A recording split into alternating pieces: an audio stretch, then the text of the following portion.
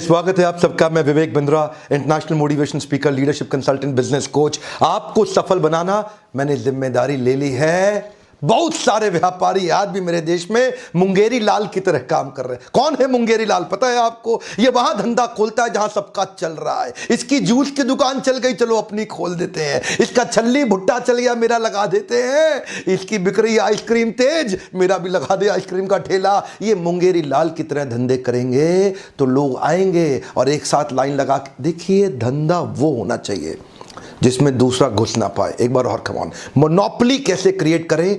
Create करेंगे entry barrier खड़ा करके। क्या होता है एंट्री बैरियर? आज कमाल का फॉर्मूला देने जा रहा हूं।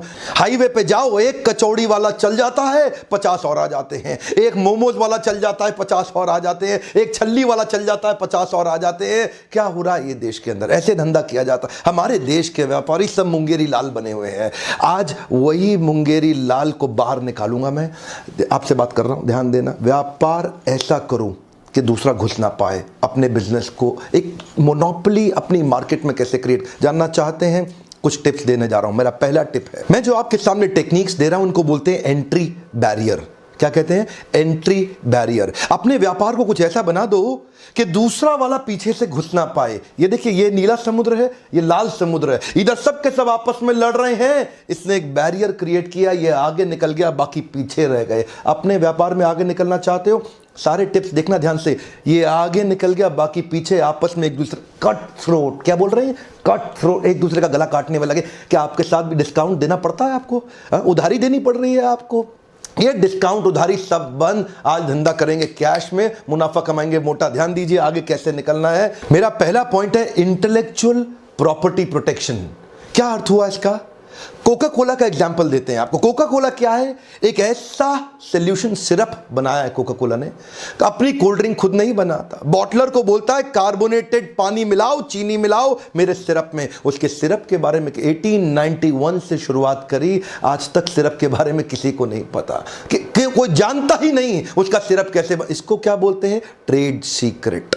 एक्चुअल फॉर्मूला आज तक कुछ ही गुमनाम लोगों को पता है। और वो गुमनाम कौन है? उनका कोई नाम नहीं, उनकी कोई पहचान नहीं। कर्नल सैंडर्स ने भी केएफसी के अंदर ऐसा ही ट्रेड सीक्रेट जनरेट किया अपनी सीक्रेट रेसिपी के साथ में। किसी को नहीं पता चलता, लेकिन बिजनेस बहुत स्केल अप कर दिया। क्या आपके बिजनेस में भी आप कुछ ऐसा कर सकते हैं जिससे एंट्री बैरियर जनरेट हो जाए? कुछ एग्जांपल आपके लिए तुरंत अप्लाई होंगे, कुछ आपको सोचने पड़ेंगे। मेरा अगला पॉइंट सुनिए, patent and licences. Patent and licences ये यूरोपियन अमेरिकन कंपनीज बहुत करती हैं। अच्छा, हमारे देश में भी कुछ मुंगेरी लाल, चवन्नी लाल उसको बना लेते हैं, लेकिन डर के मारे किसी को पता ना लग जाए, किसी को पता, धंधे में केवल अपने बेटे को बिठा लेते हैं। पेटेंट एंड लाइसेंसेस की मदद से धंधा बहुत स्केल अप हो सकता है।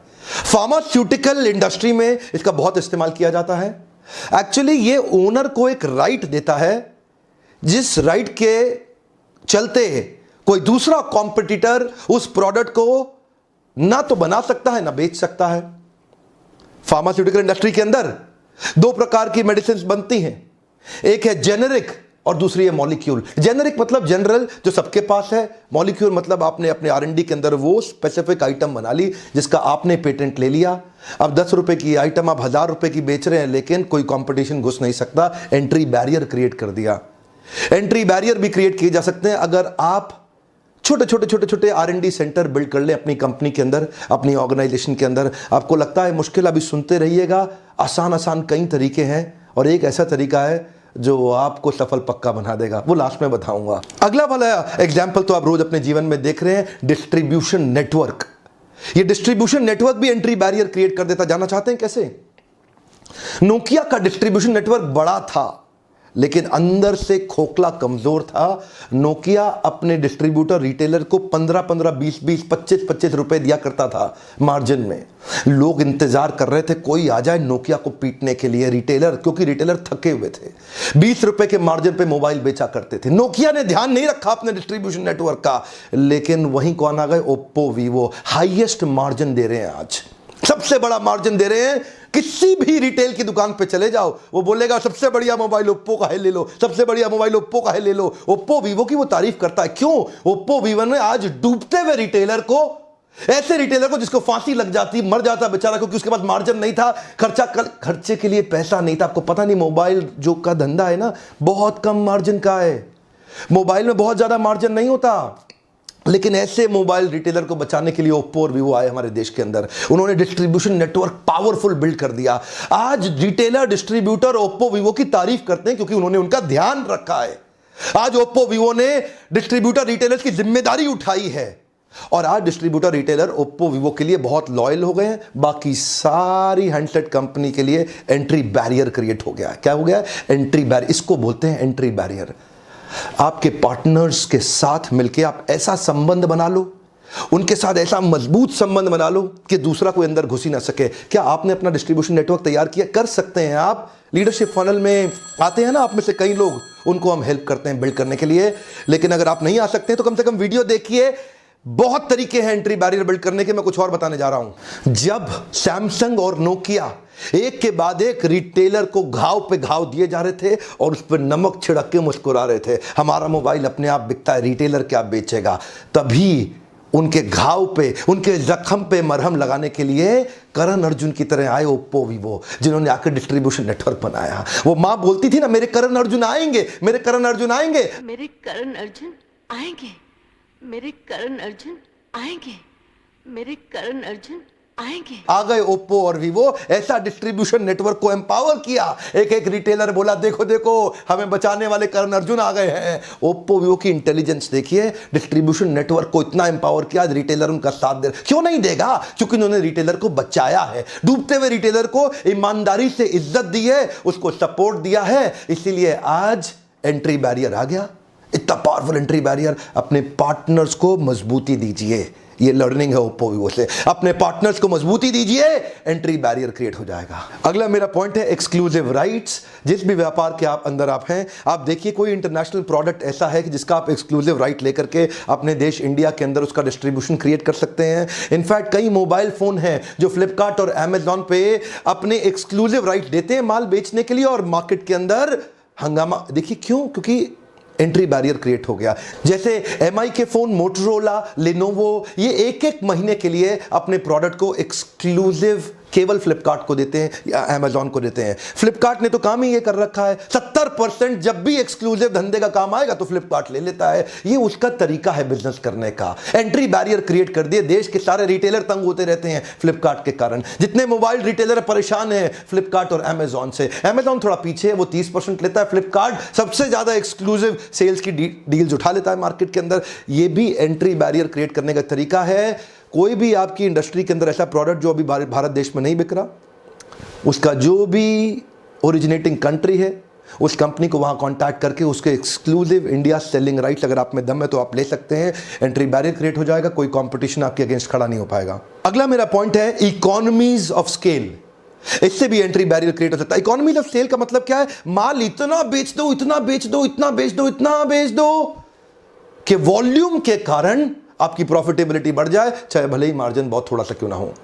उदाहरण है वॉलमार्ट, उदाहरण है डी मार्ट, उदाहरण है बिग बाजार।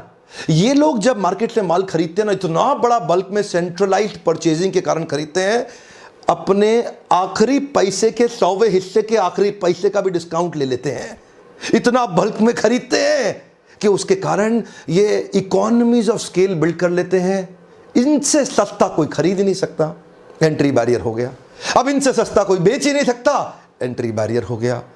आप अपने बिजनेस को बहुत बड़ा करके, मार्जिन्स कम करके, ऐसा प्राइस मार्केट में ऑफर कर सकते हैं जिसमें एंट्री बैरियर क्रिएट हो जाए और कोई और। यही तो डील रहती है इसकी बिग बाजार की। आप सोचते होंगे इतना माल सस्ता कैसे दे देता है, यही तरीका है उनका। या फिर डी मार्ट भी कर रहा है, अब इससे में बहुत तेजी से ग्रो कर रहा है हमारे देश के अंदर। अगला एग्जाम्पल, ये थोड़ा हर आदमी नहीं कर सकता, इसको बोलते हैं हाई कैपिटल इन्वेस्टमेंट।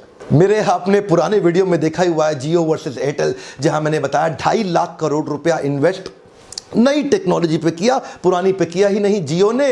इसको बोलते हैं हाई कैपिटल इन्वेस्टमेंट, जहां एंट्री बैरियर क्रिएट कर दिया। एयरटेल बेचारा पुरानी वाली इन्वेस्टमेंट से जूझ ही रहा था, ये नई इन्वेस्टमेंट पे 2.5 लाख करोड़ रुपए खर्च कर दिया।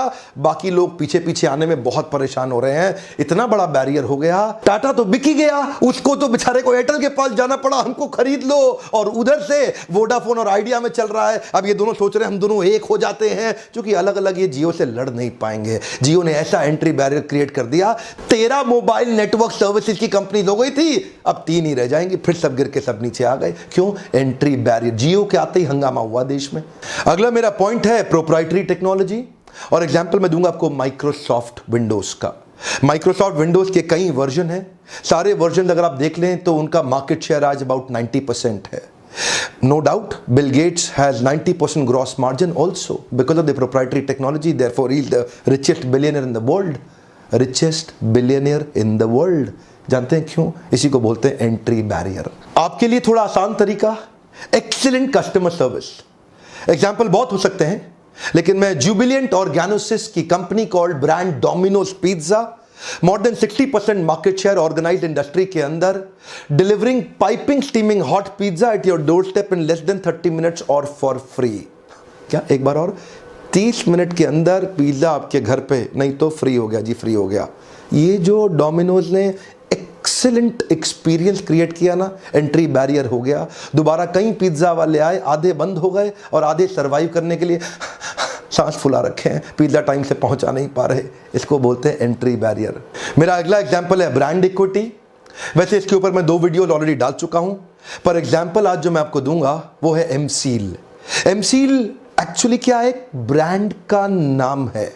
एमसील प्रोडक्ट का नाम नहीं है। एक बार और, सिनोनिमस ब्रांडिंग का एग्जांपल है। देश का नमक टाटा, ठंडा मतलब कोका कोला, नूडल मतलब मैगी, एडहेसिव मतलब फेविकॉल। आज इतनी सारी सिनोनिमस ब्रांडिंग हो रखी है, उससे एंट्री बैरियर जनरेट हो जाता है। एमसील ने भी एंट्री बैरियर जनरेट कर दिया। एमसील होता क्या है? एक्चुअली प्रोडक्ट को बोलते हैं एपॉक्सी कंपाउंड, लेकिन प्रोडक्ट के बारे में किसी को नहीं पता। वो ब्रांड इतना पॉपुलर हो गया कि प्रोडक्ट एपॉक्सी कंपाउंड का नाम तक किसी को नहीं पता। एंट्री बैरियर हो गया। जिसको खरीदने की जरूरत पड़ेगी बोलता भैया एमसील देना, भैया एमसील देना। कभी नहीं बोलता एपॉक्सी कंपाउंड देना, भैया एमसील देना। एंट्री बैरियर हो गया बाकी सारे ब्रांड्स के लिए। आपने वो पुरानी एड देखी थी? जिसने देखी हंस हंस के लोटपोट हुआ था। क्या बोला? वो मोटा सा हट्टा कट्टा लड़का अपने पिता से बोलता है 2 जीरो और डालो, 2 जीरो वसीयत में और डाल दो। वो पिताजी की बेचारे शरीर छोड़ने ही वाले थे, लेकिन वो जीरो डलवाया जा रहा था नीचे साइन करा के, तभी एक बूंद टपकी और पहले का 1 मिट गया। एक टपकती बूंद आपकी जिंदगी खत्म कर सकती है। वहीं एमसील फेमस हो गया, एक एंट्री बैरियर क्रिएट हो गया। अगला मेरा पॉइंट है लॉयल्टी बियॉन्ड लॉजिक। और आपको पता है ना, मैं हर पॉइंट के पीछे केस स्टडी देता हूं।